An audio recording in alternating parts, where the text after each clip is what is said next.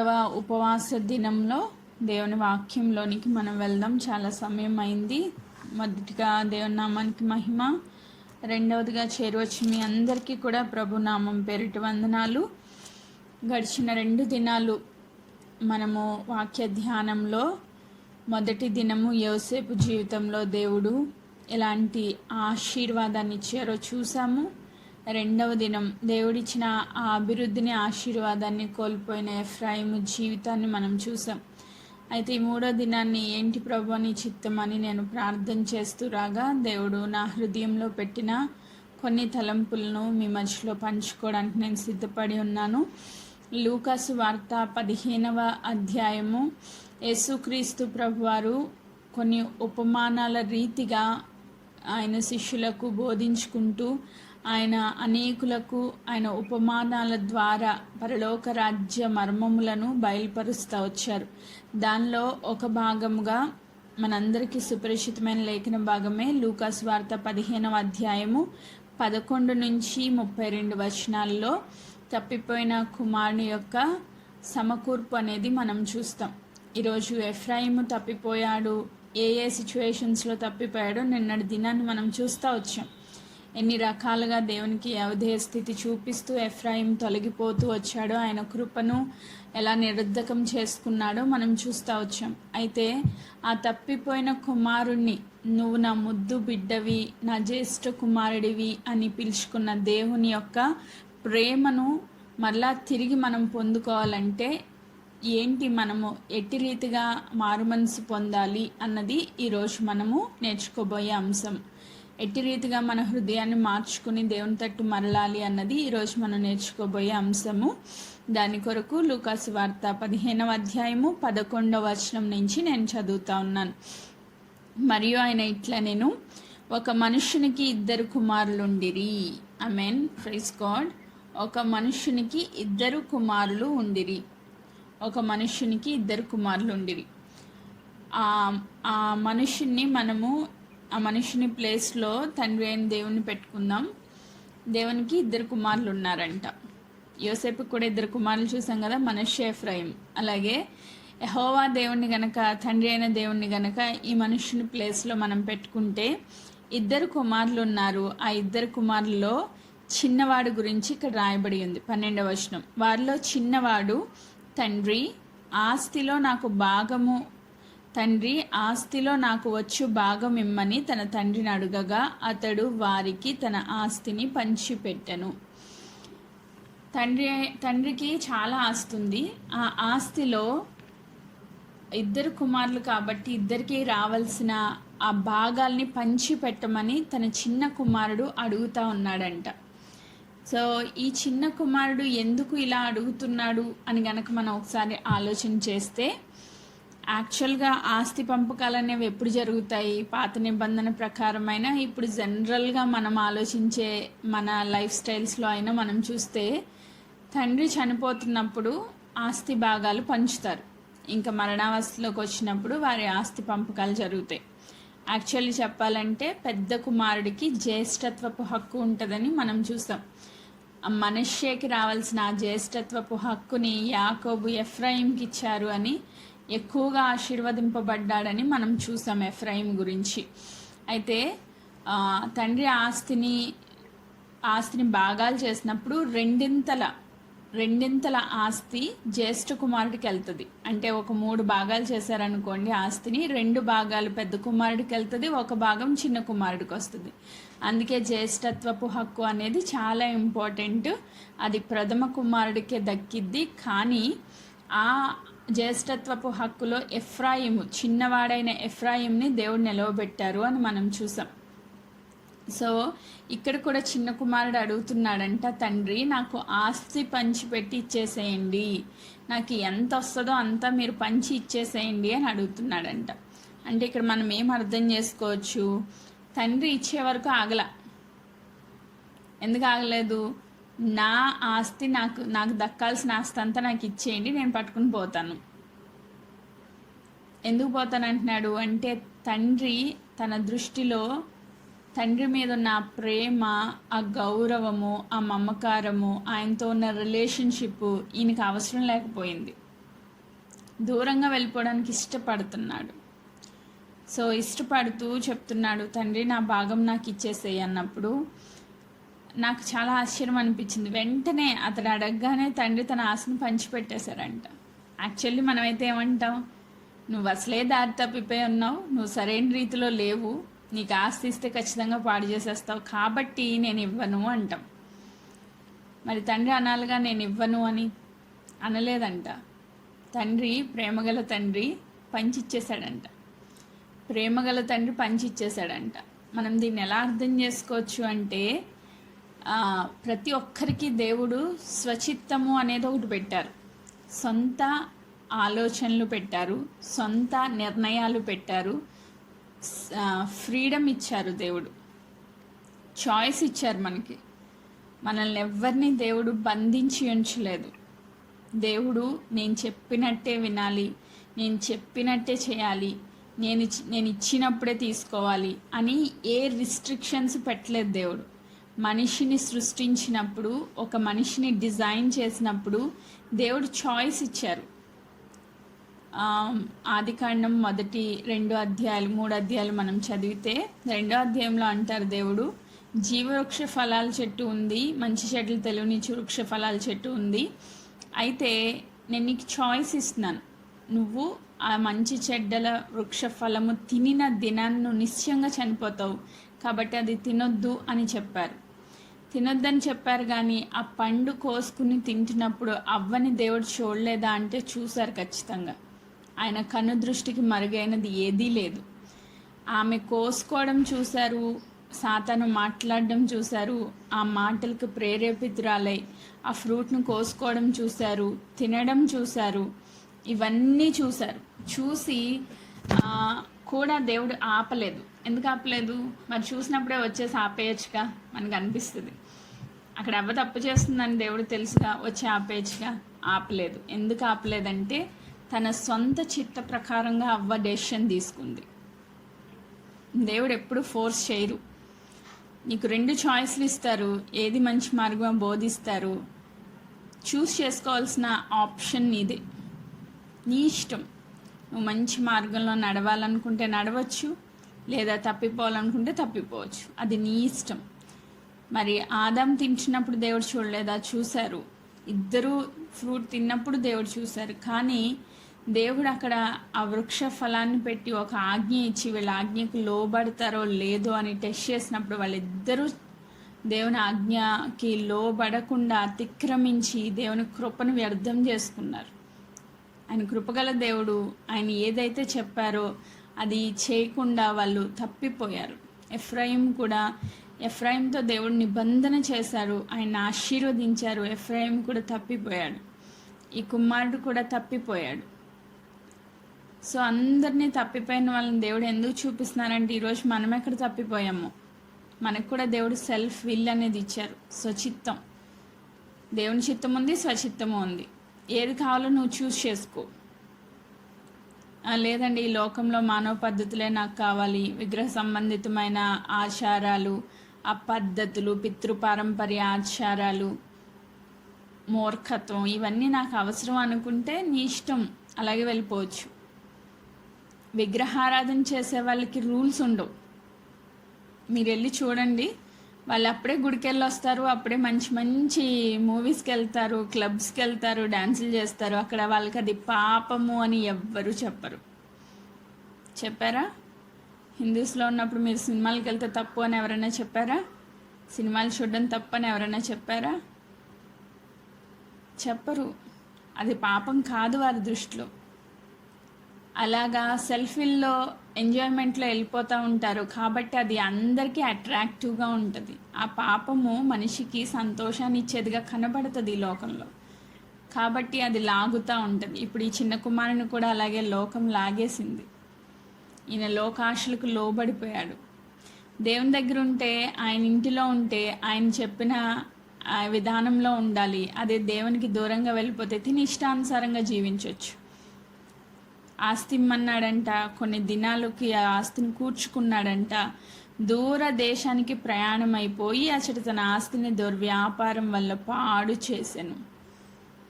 Ephraim దగ్గర కూడా మనం చూసాం, ఎఫ్రాయిం పాడైపోయాడు అని. ఇప్పుడు ఈ చిన్న కుమారుడు కూడా పాడైపోయాడు. ఎలా పాడైపోయాడు అంటే దేవునికి దూరంగా వెళ్ళి పాడైపోయాడు. దూరంగా వెళ్ళి పాడైపోయాడు.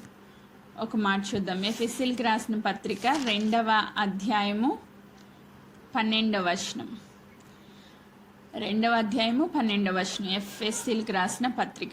ఆ కాలమందు ఇశ్రాయేలుతో సహపౌరులు కాక పరదేశులను, వాగ్దాన నిబంధన లేని పరజనులను, నిరీక్షణ లేని వారును, లోకమందు దేవుడు లేని వారినై ఉండి క్రీస్తునకు దూరస్తులై ఉంటిరని మీరు జ్ఞాపకము చేసుకొనుడి. ఆ కాలమందు, ఏ కాలమందు? దేవునికి దూరస్తులమంట. అంటే దేవునితో సమాధాన పడలేక ముందు ఇశ్రాయేలుతో మనకి సమాన పౌరవత్వం లేదు. పరదేశులు, వాగ్దాన నిబంధన లేని పరజనులు, నిరీక్షణ లేని వారును, లోకమందు దేవుని లేని వారినై ఉన్నారు. అయితే క్రీస్తుకు దూరస్తులై ఉన్నారు. అయితే 13వ వచనం, అయినను మునుపు దూరస్తులైన మీరు ఇప్పుడు క్రీస్తు యేసునందు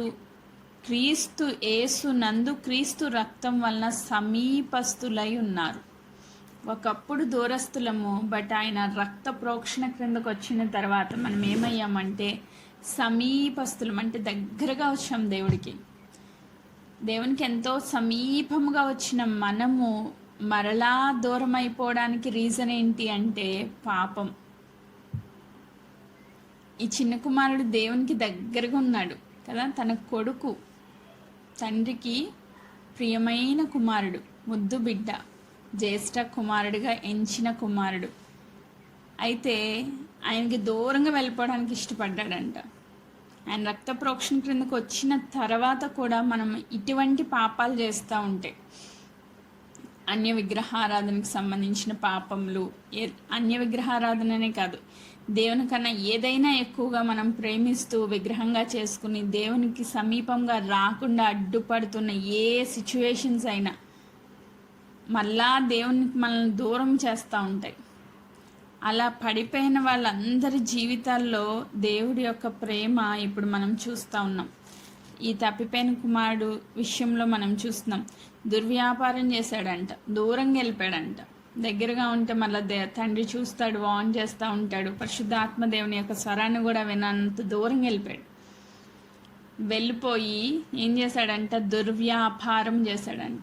దుర్వ్యాపారం అంటే దేవునికి ఇష్టం లేని క్రియలు అన్నమాట. దేవునికి ఇష్టం లేని కార్యాలు, దేవునికి ఇష్టం లేని క్రియలు, దేవునికి ఇష్టం లేని కార్యాలు చాలామంది చేస్తూ ఉంటారు.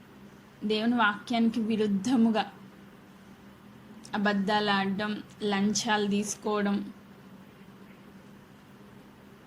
బార్లు నడపడం, రకరకాలు చిన్న చిన్న షాపులే కానీ అపవిత్రమైనవి అమ్మడం, రకరకాల దుర్వ్యాపారాలు. అంటే ఎవరినో ఒకళ్ళు మోసగించి డబ్బులు సంపాదించడం, సంథింగ్ ఏదో చేశాడు. మంచి వ్యాపారం అయితే చేయలే, అదైతే మనకు క్లియర్గా అర్థమవుతుంది కదా.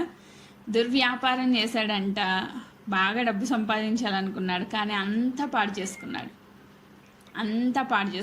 మొత్తం తన దగ్గర ఉన్న డబ్బంతా అయిపోయిందంట. 14వ వచనం, లూకాసు వార్త 15:14. అదంతా ఖర్చు చేసిన తర్వాత ఆ దేశమందు గొప్ప కరువు రాగా వాడు ఇబ్బంది పడసాగి వెళ్ళి ఆ దేశస్థుల్లో ఒకని చెంత చేరెను. అతడు పందులు మేపుటకు తన పొలంలోనికి వాని పంపాను. ఎంత దౌర్భాగ్య స్థితికి వచ్చాడంటే మొత్తం పాడు చేసేసుకున్నాడు, మొత్తం కోల్పోయాడు. తన దగ్గర ఉన్నది అంతా కోల్పోయాడు. అంతా కోల్పోయిన తర్వాత తినడానికి కూడా ఫుడ్ లేదంట. అంటే ఒక పూట కూటి కూడా లేని పరిస్థితుల్లోనికి వచ్చింది అతని జీవితం. అలాంటి వ్యక్తి ఇప్పుడు తినడానికి ఫుడ్ లేకపోయేసరికి ఆ దేశస్తులో ఒకరి దగ్గర పని చేయడానికి కుదుర్చుకుని వెళ్ళాడంట. ఏం పని అంటే పందుల మేపే పని. ఒక రాజకుమారుడిగా, దేవుని ముద్దు బిడ్డగా, దేవుని సన్నిధిలో సంపూర్ణ సమృద్ధిలో జీవించాల్సిన వ్యక్తి దేవునికి ఎప్పుడైతే దూరం అవుతాడో తన జీవితం అంతం ఏమవుతుందంటే, ఈ తప్పిపోయిన కుమారుడి జీవితంలో ఎలా ఉంటుంది, ఎలా జరిగిందో సేమ్ అదే పరిస్థితి వస్తుంది. అంతా పాడు చేసుకుని ఇప్పుడు ఒక కరువు జీవితం అన్నమాట, ఒక లేమి. చూడండి, నయోమి దగ్గర చూస్తాం మనం. బెత్లెహేంలో ఉండాల్సిన ఆమె దూరంగా వెళ్ళిపోయింది. కరువు వచ్చిందని వెళ్ళిపోయింది. దేవుని రొట్టెల గృహంలో నుంచి దూరంగా వెళ్ళిపోయిందంట. ఏం చేసింది? తన జీవితం అంతా నాశనం చేసుకుంది. భర్తను కోల్పోయింది, 2 పిల్లల్ని కోల్పోయింది, 3 విధవరాలు మిగిలారు ఆ కుటుంబంలో.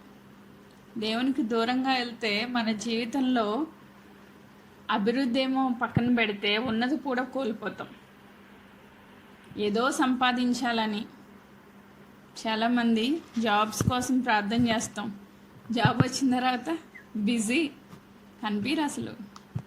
ఏమ్మా ప్రేయర్కి రావట్లేదంటే చాలా బిజీ అయిపోయానండి. అప్పుడంటే జాబ్ లేదు కాబట్టి ఖాళీగా ఉన్నాం కాబట్టి ప్రార్థనలకు వచ్చాం. ఇప్పుడు అంత ఖాళీ లేదు నాకు,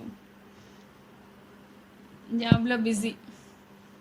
సో దేవుని సన్నిధికి దూరంగా ఉంచే ఏదైనా సరే నీ జీవితంలో అది నాశనానికి తీసుకెళ్తుంది తప్ప ఆశీర్వాదము కాదు. ఇది 100కి 200% నేను చెప్పగలను. ఎందుకంటే అనుభవపూర్వకంగా చూశాను. నేను కూడా అడిగాను, ప్రభా జాబ్ కావాలి అని. జాబ్లో జాయిన్ అయ్యాను, 1 సంవత్సరం పాటు చేశాను. నా వల్ల కాదు నాయనా నీ సన్నిధికి దూరంగా ఉండడం, ఇది నాకొద్దు, దీన్ని నా నుంచి తీసేయండి అని మళ్ళీ ప్రార్థన చేసుకుని మళ్ళీ దేవుని సన్నిధికి వచ్చి స్థిరపరచబడేంత వరకు కష్టం అంటే ఏంటో తెలిసింది నాకు.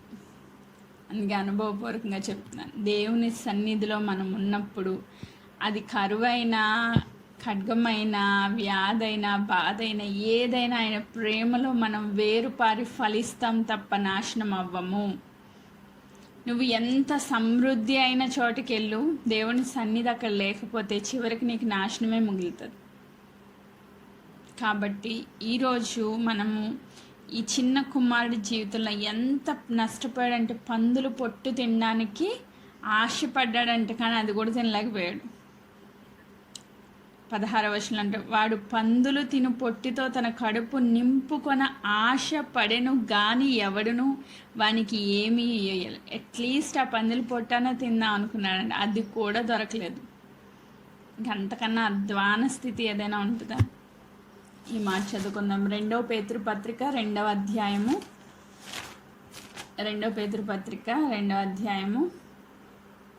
22వ వచనం. ఆయన పాపం 2వ పేతురు పత్రిక 2వ అధ్యాయం 22వ వచనం. కుక్క తన వాంతికి తిరిగినట్లును, కడుగబడిన పంది బురదలో దొర్లునట్లును మళ్ళినట్లును అను నిజమైన సామెత చొప్పున వీరికి సంభవించాను. ఎవరైతే అనుభవపూర్వకంగా దేవుని ఎరిగి మళ్ళా పాపం చేస్తారో వారి జీవితాలు ఎలా ఉంటాయంటే, కుక్క తన వాంతికి తిరిగినట్లు ఉంటాయంట. ఏదైతే కక్కిందో మళ్ళీ అది తింటుంది, దానికి అది అసహ్యంగా అనిపించదు. అలాగే పంది నీట్గా కడిగేసినా కానీ మరలా దానికి ఏది ఇష్టం అంటే ఆ బురదలోకి వెళ్ళి పడుకోవడం ఇష్టం. నువ్వు ఒక్కసారి శుభ్రంగా కడిగి పౌడర్ రాసి అన్నీ చేసి మంచి డ్రెస్ వేసినా 1 నిమిషం అలా వదిలేవంటే తీసుకెళ్ళి మళ్ళీ బురదలో కూర్చుంటుంది అది వెళ్ళి. సేమ్ మనం మరలా ఏదైతే విసర్జించామో ఆ పాపం తట్టు గనక తిరిగితే మన జీవితాలు కూడా ఇలాగే ఉంటాయి. నువ్వు ఏది వద్దనుకుని వదిలేసావో, ఏదైతే దేవుని సన్నిధిలో కమిట్మెంట్ తీసుకున్నావు, ఇది నేను చేయను ప్రభు, ఈ అబద్ధాలు నేను ఆడను, ఈ పాపం జోలికి నేను వెళ్ళను, ఈ టీవీ నేను చూడను, ఈ సీరియల్స్ నేను చూడను, ఈ టైం వేస్ట్ నేను చేయను, ఈ వ్యక్తులతో నేను సమాధాన పడతాను, ఎప్పుడు గొడవలు పెట్టుకోను, ఇలా ఏవేవో డెసిషన్స్ మనం తీసుకుంటాం. కొన్ని దినాలు బలంగా ఉంటాం, తర్వాత మరలా పడిపోతూ ఉంటాం. అలా పడిపోయి మరలా ఆ పాపం తట్టు తిరిగితే మనల్ని ఏమంటున్నది బైబిల్ అంటే, ఆ పంది మరలా తిరిగి బురదలో దొర్లునట్లు, కుక్క తన వాంతికి తిరిగినట్లు తిరిగిన వ్యక్తులతో సమానం అంట మనం మళ్ళా పాపం తట్టు తిరిగితే. సో ఈయన పందుల పొట్టు దగ్గరికి పోయాడు అంటే ఎంత పాపంలో పడిపోయాడో తన జీవితాన్ని బట్టి మనకు అర్థమవుతుంది. తన జీవితం అంతా వ్యర్థం చేసుకుని ఇప్పుడు ఆయనకు ఒక ఆలోచన వచ్చిందంట. లూకాసు వార్త 15వ అధ్యాయం 17వ వచనానికి వచ్చేసరికి, అయితే బుద్ధి వచ్చినప్పుడు, ఇప్పుడు ఆయనకి బుద్ధి వచ్చింది, జ్ఞానం వచ్చింది, ఒక ఆలోచన వచ్చింది. ఏం ఆలోచన అంటే, నా తండ్రి వద్ద ఎంతోమంది కూలివాండ్రకు అన్నం సమృద్ధిగా ఉంది. కూలి వాళ్ళకి అట్లీస్ట్ పంది పొట్టు కూడా దొరకలేని పరిస్థితిలో ఇతను ఉన్నాడు. అయితే తన తండ్రి ఇల్లు గుర్తొచ్చింది. తండ్రి ఇంట్లో ఏముందంట? అన్నం ఉందంట సమృద్ధిగా. పని వాళ్ళకి సహితము శ్రేష్టమైన భోజనం ఉంది అక్కడ. ఆమేన్. గుర్తొచ్చింది, నేనైతే ఇక్కడ ఆకలితో చచ్చిపోచున్నాను. నేను లేచి నా తండ్రి వద్దకు వెళ్ళి, తండ్రి, నేను పరలోకమునకు విరోధంగా నీ ఎదుట పాపము చేసి తిని అని ఒప్పుకుంటానని మారు మనస్సు వచ్చింది, పశ్చాత్తాపం వచ్చింది, తిరిగి వెళ్ళాలన్న ఆశ కలిగింది. నా తండ్రి నన్ను క్షమిస్తాడనే ఒక హోప్ ఉంది ఆయనకి. మళ్ళా తిరిగి దేవుని తట్టు తిరగడానికి ఆయన ఇష్టపడ్డాడు. 19వ వచనం, ఇక మీదట నీ కుమారుడని అనిపించుకొనుటకు యోగ్యుడను కాను, నన్ను నీ కూలి వానిలో ఒకనిగా పెట్టుకొనమని అతను చెప్పుదును అనుకొని లేచి తండ్రి వద్దకు వచ్చాను. ఆ తప్పిపోయిన కుమారుడి జీవితంలో ఒక మంచి టర్నింగ్ పాయింట్ ఇది. ఆమేన్. ఫస్ట్ మనం ఏ పాపంలో పడిపోయామో రికగ్నైజ్ చేసుకోవాలి. అసలు మనం ఏ సిచ్యువేషన్లో ఉన్నాము, ఎఫ్రాయిం ఎక్కడ తప్పిపోయాడు, నేను ఎక్కడ తప్పిపోయాను, ఈ చిన్న కుమారుడు ఎలా పడిపోయాడు, అసలు ఏంటి దేవుడు నాలో ఖండిస్తున్నది, దేవునికి ఇష్టం లేనిది, పాపము ఏముంది అన్నది ఫస్ట్ మనము ఐడెంటిఫై చేసుకోవాలి. ఐడెంటిఫై చేసుకున్న తర్వాత నెక్స్ట్ మినిట్ మనం దాని విషయమై పశ్చాత్తాపపడాలి. ఏం చెప్తున్నాడు ఈయన? నేను పరలోకమునకు విరోధంగా నీ ఎదుట పాపం చేశాను. పరలోకానికి విరోధముగా అంటే ఇప్పుడు ఈయన చేసిన తప్పిదం వల్ల ఈయన ఏం కోల్పోయాడు అంటే, ఆస్తి అని అక్కడ ఉంది కానీ పరలోకాన్నే కోల్పోయాడు. ఆమేన్. ఆయన కోల్పోయిన ఆ స్థితి ఏంటో ఆయనకి మళ్ళా గుర్తొచ్చింది, బుద్ధి వచ్చింది. ఇప్పుడు వెళ్ళి చెప్తున్నాడు, నేను నీ కుమారుడు అనిపించుకోవడానికి నాకు అసలు యోగ్యతే లేదు, అర్హతే లేదు. ఇప్పుడు తగ్గింపు వచ్చింది. ఒకప్పుడు నేను నీ కుమారుని కదా, నువ్వు నాకు ఆస్తిలో భాగమీ అని అడిగాడు. అప్పుడు జ్ఞానం లేదు, తండ్రి ఎంత కష్టపడి ఆ ఆస్తిని సంపాదించాడు అనే జ్ఞానం లేదు. నేను దీన్ని ఇలా అడగకూడదు, తండ్రి చనిపోయాక అడగాల్సిన ఆస్తిని ఇప్పుడే అడిగితే తండ్రి ఎంత బాధపడతాడనే బుద్ధి లేదు. అడిగేశాడు, తీసేసుకున్నాడు, వెళ్ళిపోయాడు. ఇప్పుడు బుద్ధి వచ్చింది. ఇప్పుడు ఆయనకు అర్థమవుతుంది, నేను ఎంత పాపం చేశానో, ఇప్పుడు నేను కుమారుడు అని అనిపించుకోవడానికి యోగ్యుడను కాను అని తగ్గింపు వచ్చింది. తన పాపం తనకు అర్థమవుతా ఉంది. ఇప్పుడు వెళ్ళడానికి సిద్ధపడ్డాడు. 20వ వచనం, వాడు ఇంకా దూరంగా ఉన్నప్పుడు తండ్రి వాడిని చూసి కనికరపడి పరిగెత్తి వాని మెడ మీద పడి ముద్దు పెట్టుకొనెను. తండ్రి ప్రేమ ఇది ఇంకా వర్ణనాతీతం. ఎలా వర్ణించాలో కూడా మనకు అర్థం కాదు. ఆయన పరిస్థితి చాలా దుర్బలంగా ఉంది. తినడానికి తిండి లేదంటే కట్టుకోవడానికి ఆ వస్త్రాలు కూడా ఎంత భయంకరంగా ఉన్నాయో, ఆయన పరిస్థితి ఎంత దారుణంగా ఉందో. ఎందుకంటే ఆ బురదలో దొర్లే ఆ పందుల దగ్గర పనిచేస్తూ ఉన్నాడు. అంత భయానకమైన సిచ్యువేషన్లో ఉన్న కుమారుని చూసినప్పుడు, దూరంగా ఉన్నప్పుడే చూశాడంటే, ఇంకా దగ్గరకు కూడా రాలేదు. వాడు ఇంకా దూరంగా ఉన్నప్పుడే తండ్రి వాడిని చూసి కనికరపడి పరిగెత్తుకుని వాని మెడ మీద పడి ముద్దు పెట్టుకొని. ఎఫ్రాయిం గురించి కూడా ఇదే మాట, నా ముద్దు బిడ్డ అని పిలిచారు దేవుడు. నా కడుపులో చాలా వేదన ఉంది, నీకు విరోధంగా ఆలోచించినప్పుడల్లా వేదన. ఎందుకు దేవుడికి అంత వేదన? ఆ బిడ్డ ఎంత దూరం వెళ్ళిపోయాడు, తప్పిపోతూ ఉన్నాడు. ఆయనకి సరైన ఫుడ్ లేదు, ఆయనకి సరైన ఫెసిలిటీస్ లేవు. ఎందుకంటే అంతా తన జీవితం అంతా నాశనం చేసేసుకుంటున్నాడు. ఎంత బాధ తండ్రికి, ఎప్పుడు తిరిగి వస్తాడా అని ఎదురు చూస్తా కూర్చున్నాడంట. ఇంకా దూరంగా ఉన్నప్పుడు చూసి, యాక్చువల్లీ ఆయన పోర్షన్ చూస్తే అప్పుడున్న సిచ్యువేషన్లో గుర్తుపట్టడం కూడా కష్టం. కానీ పరిగెత్తుకుని, అంటే అదే ధ్యాసలో ఉన్న తండ్రికి వెంటనే గుర్తుపట్టాడు. తన తండ్రి దగ్గరికి ఇంకా రాకమునిపే పరిగెత్తుకుని వెళ్ళి వాని మెడ మీద పడి ముద్దు పెట్టుకున్నాడంటే ఆయన ప్రేమకు గుర్తు, ఆయన వాత్సల్యతకి గుర్తు.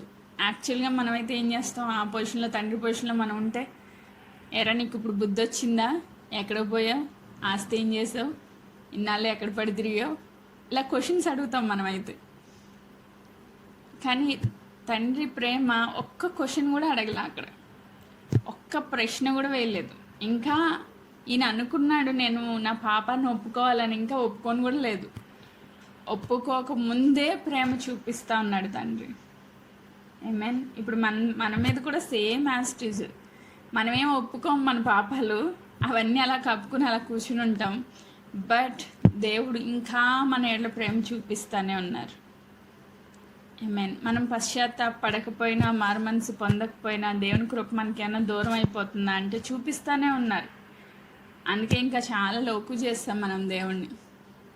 ఆయన ఎంత ప్రేమ చూపిస్తున్నాడంటే ముద్దు పెట్టుకొని 21వ వచనం, అప్పుడు ఆ కుమారుడు అతనితో, తండ్రి, నేను పరలోకమునకు విరోధంగా నీ ఎదుట పాపం చేసి తిని ఇక మీదట నీ కుమారుడని అనిపించుకుంటకు యోగ్యును కానెను. అయితే తండ్రి తన దాసుని చూసి ప్రశస్త వస్త్రం తెచ్చి వినికి కట్టి విని చేతికి ఉంగరం పెట్టి పాదములకు చెప్పులు తొడిగించుడి.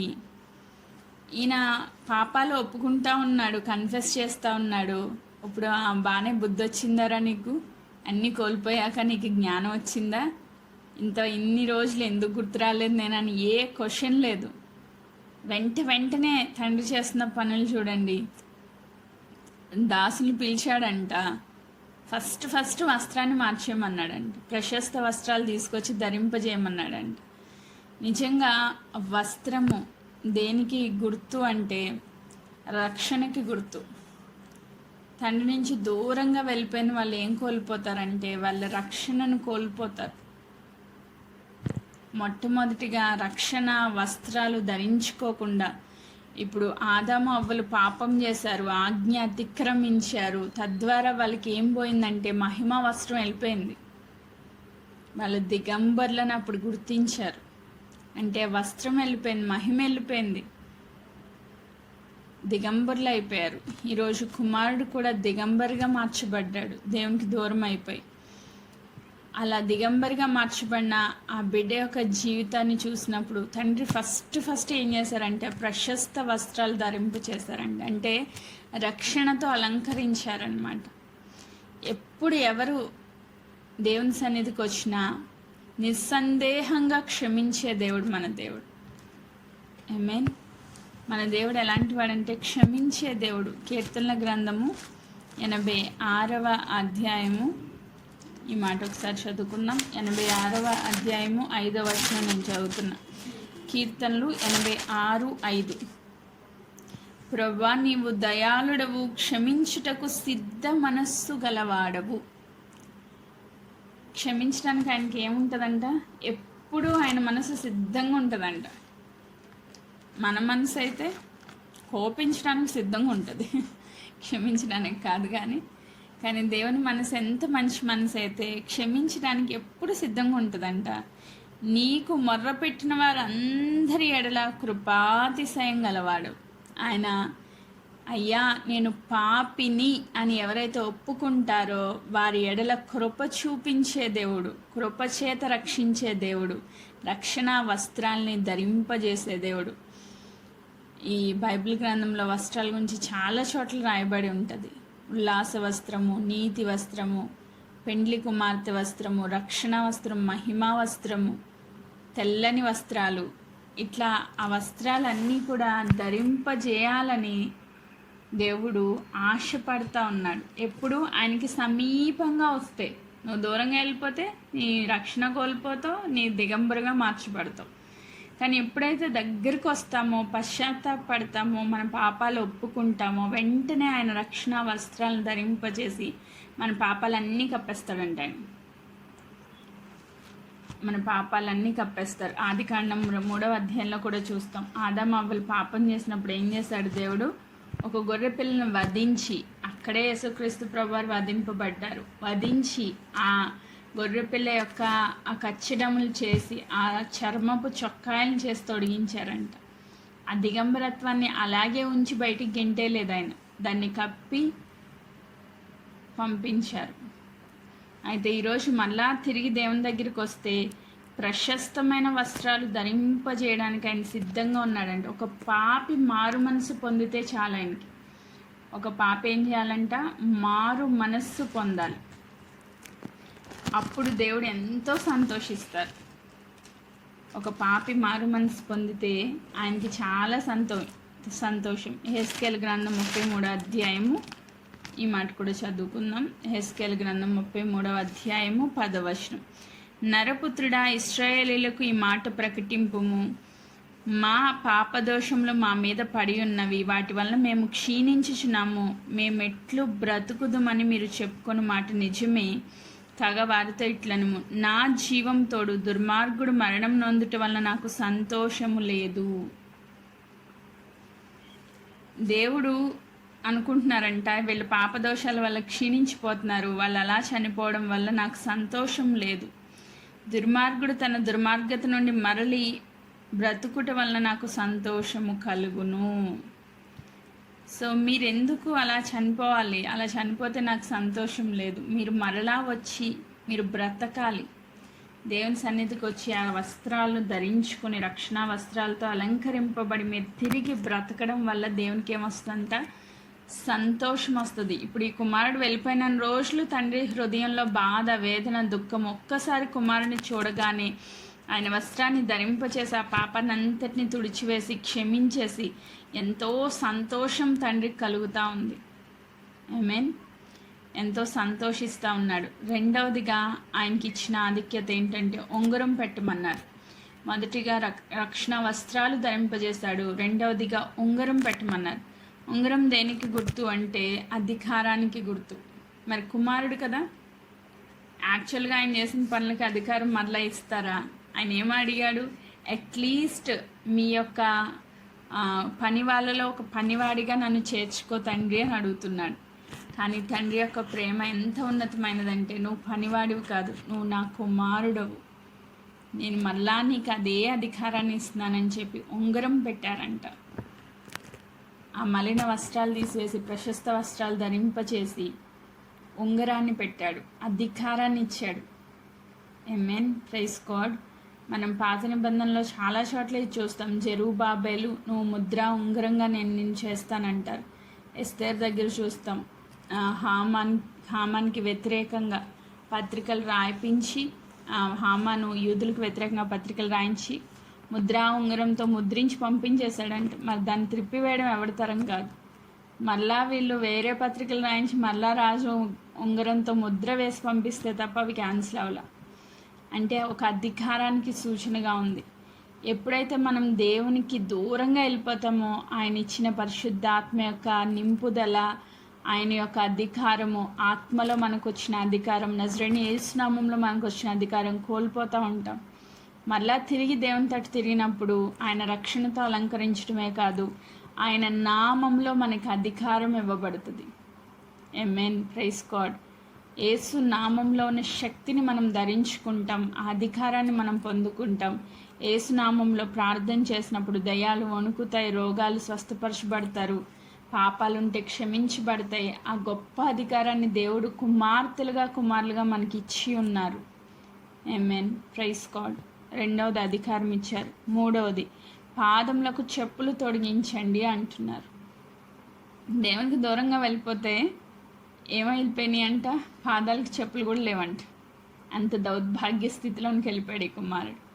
పాదాలకి చెప్పులు తొడిగించండి అంటున్నారు. ఎఫెసీలకు రాసిన పత్రిక 6వ అధ్యాయము, ఎఫెసీలకు రాసిన పత్రిక 6వ అధ్యాయము 15వ వచనం నేను చదువుతున్నా. పాదములకు సమాధాన స్వార్థ వలనైన సిద్ధ మనస్సును జోడు తొడుగుకొని నిలవబడుడి. ఇప్పుడు పాదాలకి చెప్పులు అంటే ఏంటంటే సమాధాన స్వార్థ వలనైన సిద్ధ మనస్సు అనే జోడు. అంటే ఏం వెళ్ళిపోయింది నేను జీవితంలో నుంచి? పాదాలకు చెప్పులు లేదు అంటే సమాధానం లేదు అని అర్థం. ఆమేన్. ఎప్పుడైతే తండ్రికి దూరంగా వెళ్తామో మన హృదయంలోంచి సమాధానం వెళ్ళిపోద్ది. అది మనం ఎన్ని డబ్బులు పెట్టినా ఎక్కడ కొనలేం. మళ్ళా తిరిగి దేవుని తట్టు తిరిగి దేవునితో సమాధాన పడితే, దేవుని సన్నిధికి వస్తే, దేవుని యొక్క రక్షణలో నిలవబడితే తప్ప ఆ సమాధానాన్ని మనం పొందుకోలేం. ఇందాక మనం చదివాం కదా ఇదే ఎఫెసీ పత్రికలో, యేసుక్రీస్తు ప్రభు రక్తము చేత మనల్ని సమీపస్తులు చేశారంట. ఆయన రక్తం మన పాపాలన్నీ కడిగేసింది. తండ్రికి మనకి మధ్యలో ఉన్న అసమాధానాన్ని అంతా తొలగించేసింది. ఇప్పుడు తండ్రికి మనము సమీపస్తులుగా మార్చబడ్డాం, ప్రియ కుమార్తెలుగా చేయబడ్డాం. ఆమేన్. ఇప్పుడు మనం సమాధానపరచబడి ఉన్నాం, తండ్రితో సమాధానపరచబడి ఉన్నాం. కోల్పోయిన రక్షణ వచ్చింది, తిరిగి అధికారం వచ్చింది, సమాధానం కూడా వచ్చింది. ఈ మూడాట్లని చేసిన తర్వాత 23వ వచనం, లూకాసు వార్త 15:23, క్రొవ్విన పశువును తెచ్చి వధించుడి, మనం తిని సంతోషపడుదుము. సో విందు చేయమని చెప్తా ఉన్నాడు, విందు చేయమని చెప్తున్నాడు. ఎందుకంట నా కుమారుడు చనిపోయి మరలా బ్రతికెను, తప్పిపోయి దొరికెను అని చెప్పాను. అంతటా వారు సంతోషపడసాగిరి. విందు చేయిస్తూ ఉన్నాడు. విందు దేనికి గుర్తు అంటే ప్రభు బల్లారాధనకి గుర్తు. దేవుని రక్షణ పొందిన వ్యక్తులు, దేవుని అధికారం పొందిన వ్యక్తులు, దేవునితో సమాధాన పడిన వ్యక్తులు నెక్స్ట్ స్టెప్ ఏంటంట, బాప్తిస్మపు అనుభవంలోనికి వచ్చి ఆయన బల్లలో మనం చేతులు వేయడం ద్వారా ఆయనతో కలిసి సంతోషించి ఆ సంఘపు అనుభవంలోనికి, సంఘంలో పాలు పంపులు పొందుతాం. ఆమేన్. సంఘంలో చేర్చబడతాం అంటే ఆయన గృహంలోనికి చేర్చబడతాం. ఆ విందు ఎక్కడ జరుగుతుంది? తండ్రి ఇంటిలో జరుగుతుంది. ఇప్పుడు ఒక పాపి మారుమనసు పొందితే పరలోకంలో గొప్ప విందు జరిగిద్దంట. ఇదే ఆ విందు. అందరితో కలిసి సంతోషిస్తున్నారంట. తప్పిపోయిన కుమారుడు మళ్ళీ తిరిగి వచ్చాడు, చనిపోయిన వ్యక్తి మళ్ళీ తిరిగి బ్రతికాడు అని చెప్తున్నారు. సో మనం ఒక్కసారి ఏ విషయంలో మనం తప్పిపోతా ఉన్నామో అక్కడ మారు మనసు పొందితే తండ్రికి చాలా సంతోషం. ఈరోజు ఆ సంతోషాన్ని మనతో పాల్పంపులు పొందడానికి బల్లను సూచనగా పెట్టారు దేవుడు. ఆ పరలోకపు విందులో మనం కూడా పాలు భాగస్థులం అవుతాం. ఆమేన్. అందరూ సంతోషిస్తున్నారంట. 25 నుంచి పెద్ద కుమారుడు కనబడతాడు మనకి. ఇది కూడా చాలా చాలా చాలా ముఖ్యమైనది. 25, అప్పుడు అతని పెద్ద కుమారుడు పొలంలో ఉండెను. వాడు పొలము నుండి వచ్చి ఇంటి దగ్గరికి రాగా వాయిద్యములు నాట్యములు జరుగుట విని దాసుల్లో ఒకని పిలిచి ఇవి ఏమిటని అడగగా ఆ దాసుడు అతనితో, నీ తమ్ముడు వచ్చి ఉన్నాడు, అతడు తన యొద్దకు సురక్షితంగా వచ్చినందున నీ తండ్రి కొవ్విన పశువును వధించనెను. అయితే అతడు కోపపడి లోపలికి నొల్లకపోయాను గనుక అతని తండ్రి వెలుపలికి వచ్చి లోపలికి రమ్మని బ్రతిమలాడుకొనెను. పెద్ద కుమారుడి విషయంలో కూడా ఇక్కడ ఒక మన ఆత్మీయ పాఠం నేర్చుకోవాలి. ఏంటి అంటే తప్పిపోయిన చిన్న కుమారుడు, ఒకవేళ మనం ఏదైనా పాపాలు చేస్తుంటే తప్పిపోయి ఉంటే చిన్న కుమారుడు ప్లేస్లో పెట్టుకుందాం. పెద్ద కుమారుడు ఏం చేస్తున్నాడు? ఏమీ తప్పిపోలా కదా, ఎక్కడికి వెళ్ళిపోలేదు. తండ్రిని విడిచిపెట్టి ఎక్కడికి వెళ్ళలేదు. తండ్రి చెప్పిన పనులే చేస్తున్నాడు. తండ్రి ఇంట్లోనే ఉన్నాడు, తండ్రితోనే ఉన్నాడు, తండ్రి బాస్తి అనుభవిస్తూ ఉన్నాడు. ఏ లోటు లేదు, ఏ కొదువ లేదు ఈ పెద్ద కుమారుడికి. అయితే పొలానికి వెళ్ళాడు, తండ్రి ఇచ్చిన బాధ్యతలు నెరవేర్చుకుని ఇంటికి వచ్చే సమయానికి ఇక్కడ బాగా విందు జరుగుతూ ఉంది. అర్థం కాల.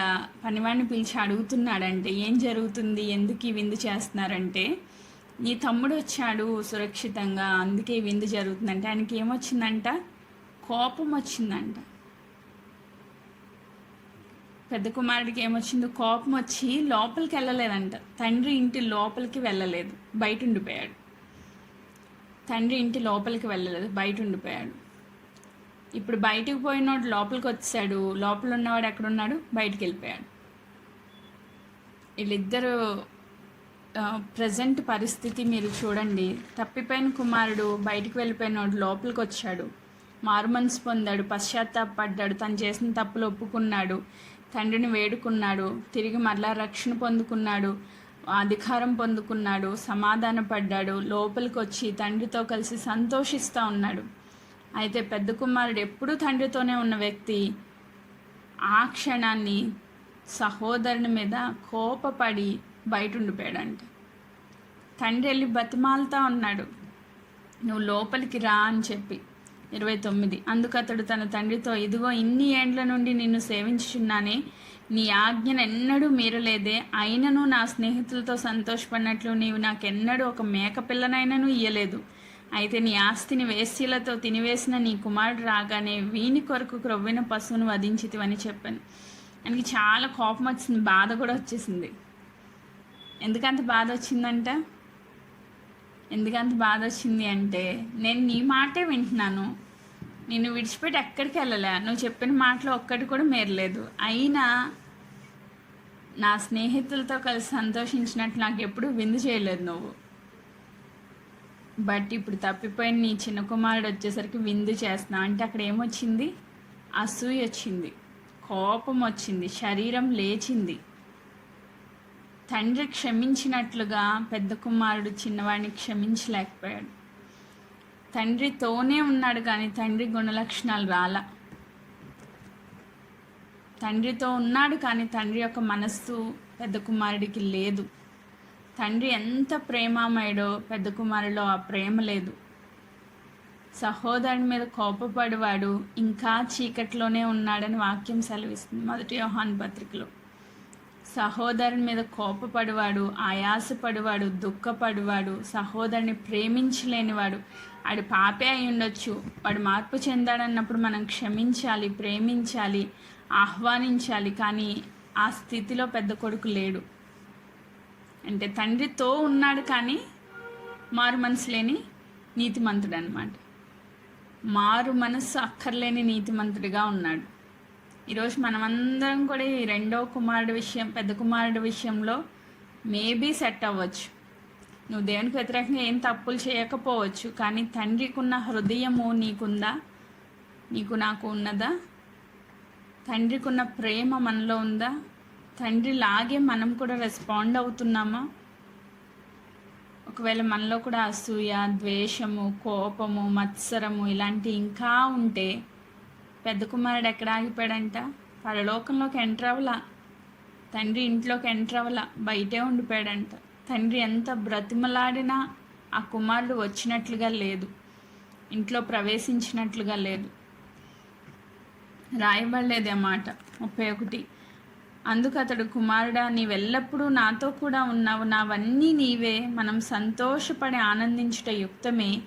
నీ తమ్ముడు చనిపోయి తిరిగి బ్రతికెను, తప్పిపోయి దొరికినని అతనితో చెప్పాను.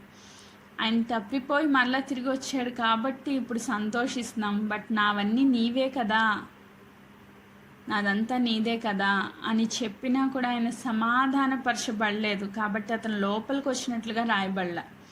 ఒకవేళ నిజంగా వస్తే పరిశుద్ధాత్మ దేవుడు అది కూడా రాయిపించేవాళ్ళు. నిజంగా పెద్ద కుమారుడు ఇంటిలోనికి ప్రవేశిస్తే అది కూడా రాయిపించేవాళ్ళు. కానీ రాలేదు, అక్కడే ఆగిపోయాడంట. కోపం వచ్చింది, అక్కడే ఆగిపోయాడు. అందుకే చెప్తారు, సహోదరుని మీద కోప్పడేవాడు ఏం చేస్తాడంట? మహాసభకి లోనవుతాడంట. ఎద్దుడాన్ని పలికినవాడు మహాసభకు లోనవుతాడు, తీర్పుకు గురి అవుతాడు, న్యాయ సింహాసనం మీద ఆగిపోతాడు, తీర్పులో ఆగిపోతాడు. ఈరోజు మనము తండ్రి దగ్గరే ఉన్నాం, తండ్రి ఇంట్లోనే ఉన్నాం, ఆయన చెప్పిన పనులన్నీ చేస్తున్నాం, ఆయనకి ఇష్టమైన బిడ్డలుగానే ఉన్నాం, ఆయన నుంచి ఎక్కడికి దూరం అయిపోలేదు. కానీ ఆయనకున్న ప్రేమ మనలో ఉందా? ఆయనకున్న గుణలక్షణాలు మనలో ఉన్నాయా? ఆయనలో ఉన్న మనస్సు మనలో ఉందా? ఆయన స్వారూప్యంలో మనం మార్చబడ్డామా? లేకపోతే మార్పు లేని నీతిమంతులుగా కొనసాగుతూ ఉన్నామా? ఈ పెద్ద కుమారుడు ప్లేస్లో ఉన్నామా, చిన్న కుమారుడు ప్లేస్లో ఉన్నామా? ఒక్కసారి చెక్ చేసుకుందాం.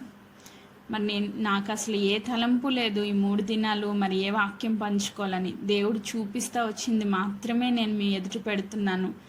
ఎవరి హృదయాల్లో మరి ఏ రీతిగా తప్పిపోతూ ఉన్నారో నాకు తెలీదు. ఒకవేళ మార్పు లేని స్థితిలో ఆగిపోతూ ఉన్నామో నాకు తెలీదు. దేవుడు ఎందుకు ఈసారి ఇంత భారంగా మాట్లాడుతూ వస్తున్నారో ఇప్పటికీ నాకు అర్థం కాల. మీ సాక్ష్యాలు వింటే తప్ప మరి నాకు అది క్లారిటీ రాదు. మనం అనుకుంటున్నాం తండ్రి ఇంట్లోనే ఉన్నాం అనుకుంటున్నాం, కానీ తప్పిపోయిన పరిస్థితిలో ఉన్నామేమో, లేదు తండ్రి ఇంటికి దూరంగా వెళ్ళిపోయాము. ఒకసారి చెక్ చేసుకుందాం ఏ పొజిషన్లో మనం ఆగిపోయామో. తిరిగి మారుమనసు పొందుదాం, తండ్రి ఇంటిలోకి చేర్చబడదాం, ఆయనతో కలిసి సంతోషించే బిడ్డగా మనం ఉండాలని కోరుకుంటూ ఈ మాటలు నేను ముగిస్తున్నాను. దేవుడి వాక్య భాగాన్ని దీవించునుగాక. ఆమేన్.